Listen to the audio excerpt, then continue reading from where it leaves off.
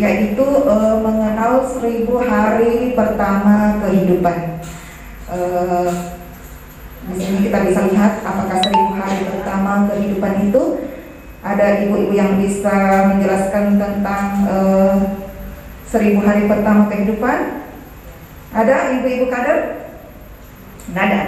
Ya, jadi 1000 hari pertama kehidupan itu adalah dimulai masa 0 hari sampai 1000 hari, yaitu mulai dari janin sampai umur 2 tahun. Jadi 1000 hari pertama kehidupan itu adalah mulai dari janin sampai 2 tahun, umur 2 tahun. Lewat dari 2 tahun itu bukan lagi 1000 hari. Iya. Kita bisa lihat di atas. Yang 0 hari itu ada yang sampai 9 bulan, kemudian hitung lagi harinya sampai di 1000 hari 24 bulan ya. Next. Kemudian apakah 1000 hari pertama kehidupan itu penting untuk ibu hamil? Iya. Jawabannya kita bisa lihat di sini, ini pasti sangat penting. Karena pada masa ini adalah masa periode emas, di mana pada masa ini terjadi pertumbuhan otak pada bayi dan balita di bawah umur 2 tahun. Kemudian apabila terjadi kekurangan gizi pada periode ini, maka ini tidak akan bisa memperbaiki masa kehidupan selanjutnya. Jadi kalau misalkan lewat dari 2 tahun Bu, balita baru kita mau perbaiki ke gizinya, itu tidak akan berarti lagi.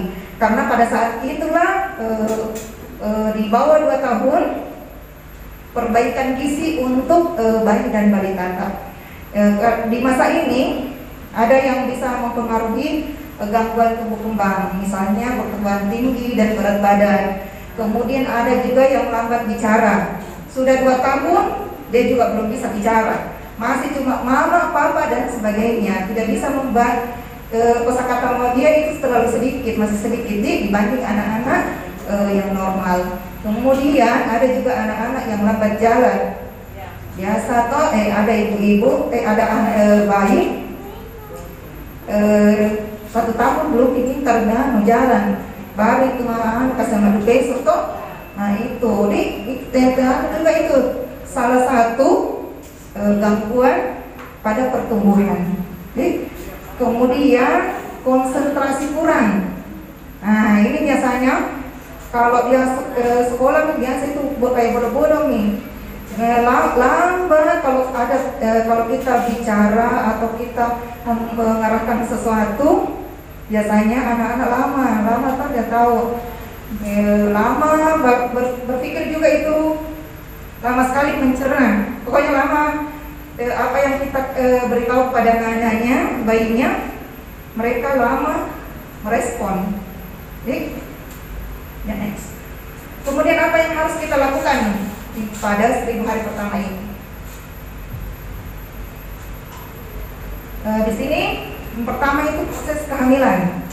Jadi sebelum kita berlanjut ke stunting, di sini proses kehamilan ini harus betul-betul diperbaiki selama kehamilan. Jadi salah satu yang menyebabkan stunting itu adalah kekurangan gizi pada ibu hamil. Kemudian juga anemi. Nah, jadi salah satu yang menyebabkan stunting adalah itu anemi dan ibu hamil kekurangan gizi.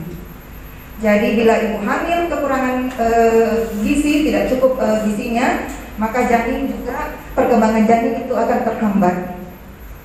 Kemudian bila ibu hamil sakit, biasanya fisik janin itu juga akan lemah, tidak sering goyang, tidak bergerak, apalagi kalau ibu-ibunya juga malas. Kadang ada ibu hamil dikasih tahu bila makan begini, periksa sebegini, bilang iya Ji, tapi tidak pernah mau mengikuti anjuran. Kemudian apa yang harus ibu hamil lakukan sejak awal? Ini yang pertama adalah makanan yang bergizi. selama kehamilan ini ibu hamil itu harus mencukupi kebutuhan gizi selama 9 bulan. Kemudian memeriksa kehamilan minimal 4 kali. Ini 4 kalinya hanya untuk bidan. Jadi ditambah ke dokter kandungan atau OB-GYN 2 kali selama kehamilan. Jadi untuk bidan 4 kali ditambah dokter ahli kandungan 2 kali. Ini untuk mengenal lebih dini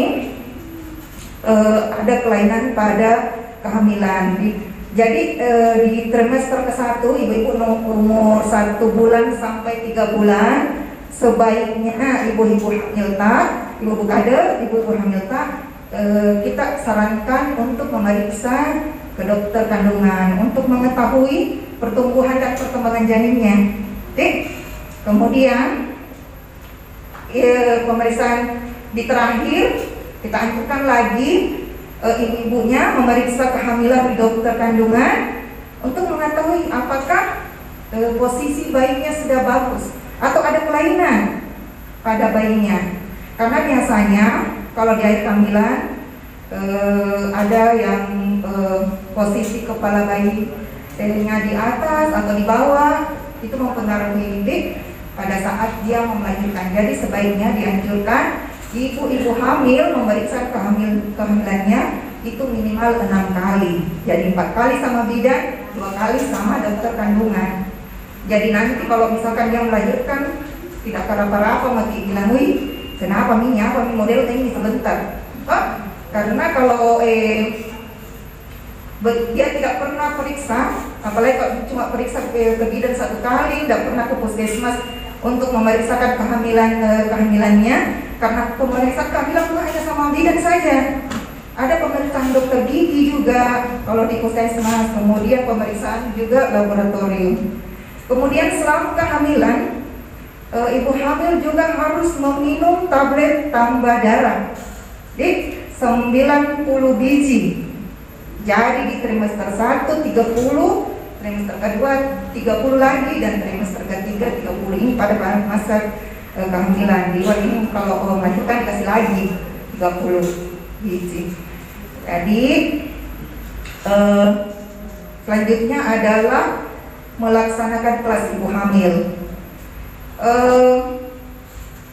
Selama setahun ini saya melaksanakan ibu hamil, masih kurang sekali ibu-ibu hamil di sini yang mengikuti kelas ibu hamil. Padahal dalam setahun saya hanya bisa mengadakan kelas ibu hamil selama 4 kali. Jadi kalau misalkan ada kelas ibu hamil, minta tolong kader-kadernya di sini, tolong beritahu ibu hamilnya untuk datang kelas ibu hamil. Karena cuma bukan kelas ibu hamil saja yang kita lakukan, ada juga senam ibu hamil.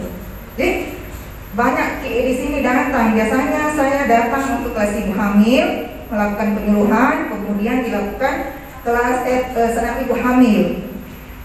Terus ada juga pemeriksaan HIV, karena kan kita tahu di sini jauh kasihan jaraknya dari rumahnya ke puskesmas. Jadi kami juga datangkan untuk pemeriksaan HIV. Ada juga beberapa ibu hamil yang tahun ini waktu hamil itu tidak pernah sama sekali memeriksakan kehamilannya di puskesmas. Tidak pernah juga tersentuh. Ada mau melahirkan bonatanya. Lebih-lebih lagi setiap bulan di sini ada ibu hamil yang melahirkan di rumah. Kasiannya itu ibu-ibu melahirkan di rumah. Padahal untung jadi kalau misalkan tidak ada papanya. Jadi kalau misalkan ada papanya, nah di sini jauhnya itu mana lagi kendaraan mau di rumah diambil, cari sopir setengah mati. Next. Kemudian berikutnya apa yang tidak boleh ibu-ibu hamil lakukan atau yang dia kerjakan. Yang itu pertama minum minuman yang bersoda. Bersoda ini kan panas, bisa menyebabkan keguguran. Kemudian minum minuman keras. Yang ketiga, kalau siapa tahu ada ibu hamil juga yang merokok, tapi kadang lebih banyak aja yang merokok. Kadang-kali lebih berbahaya lagi yang perokok pasif. Kemudian makan makanan yang terlalu pedas, karena ini bahan merusak lambung. Karena ibu-ibu hamil itu rata-rata mengalami mual dan muntah. Jadi kalau lambungnya agak perih pasti otomatis dia tidak bisa lagi ya. Banyak keluhannya. Kemudian karena ibu-ibu hamil juga tidak boleh sembarang minum obat, apalagi rata-rata ibu hamil biasanya mengeluh sering pusing atau sakit kepala. Jadi kalau pusing atau sakit kepala terus beli obat di luar tanpa sepengetahuan dokter atau bidan petunjuk dokter bidan, dia minum sembarang obat, ini akan menyebabkan kecacatan pada kehamilan. Kemudian yang kedua itu bagaimana proses persalinan sampai bayi umur 6 bulan. Jadi yang saya katakan tadi ini, sebaiknya ibu-ibu hamil tak melahirkan di tempat fasilitas kesehatan, jangan di rumah, apalagi panggil dukun. Karena biasanya dukun tidak bersih, alat-alatnya tidak steril. Kemudian bayi yang lahir ini inisiasi penyusu ini, kemudian pada umur 0 sampai 6 bulan diberikan ASI eksklusif. Jadi tidak boleh diberikan apapun selain ASI. Ya, tidak boleh dikasih tambahan. Apalagi begitu lahir, biasa ada ibu-ibu atau nenek yang kasih madu. Itu mempengaruhi jantung itu, Bu. Sebenarnya kalau ibu mau tahu, jadi kalau ada ibu hamil, kasih tahu, mama bilang kalau melahirkan jangan kasih apa-apa, nakal. Kasih saja ASI. ASI itu tidak ada bukti, kena sekali tidak dibeli gratis. Jadi kalau posyandu ibu kadar sebaiknya sebelum melakukan penumpangan harusnya dulu itu menyuruh sedikit saja untuk ibu-ibu hamil takut atau ibu menyusui. Karena biasanya itu kalau ibu kadar cepat kita tanggap itu ibu hamil.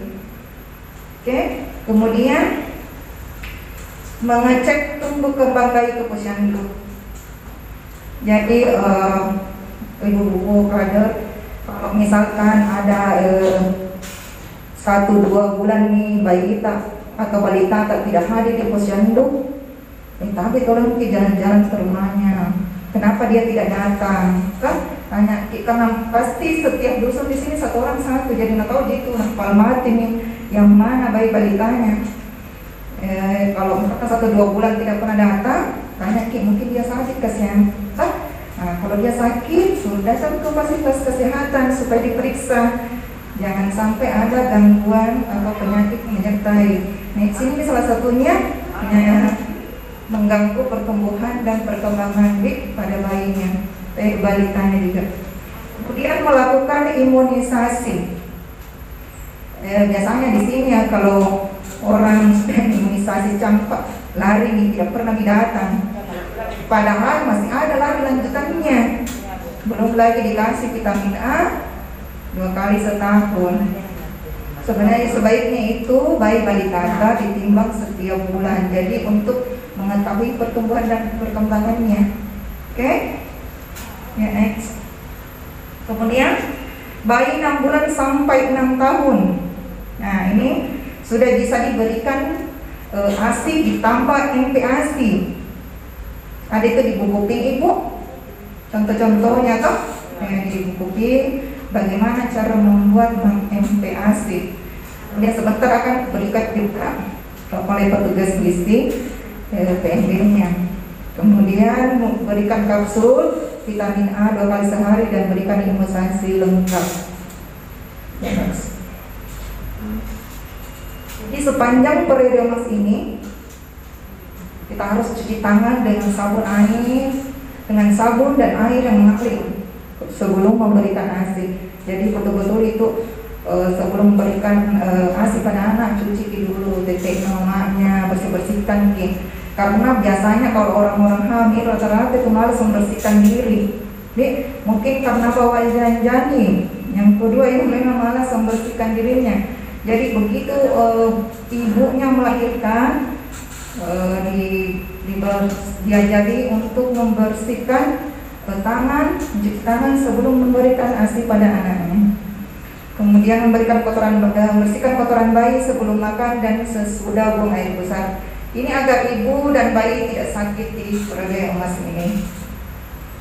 Jadi kesimpulan yang bisa kita ambil pada hari ini adalah 1000 hari pertama kehidupan adalah periode emas pertumbuhan bayi. Ini dimulai sejak dalam kandungan sampai umur 2 tahun. Jadi dimulai dalam kandungan, mulai dari pembuahan sampai umur 2 tahun. 2 tahun itu 24 bulan deh.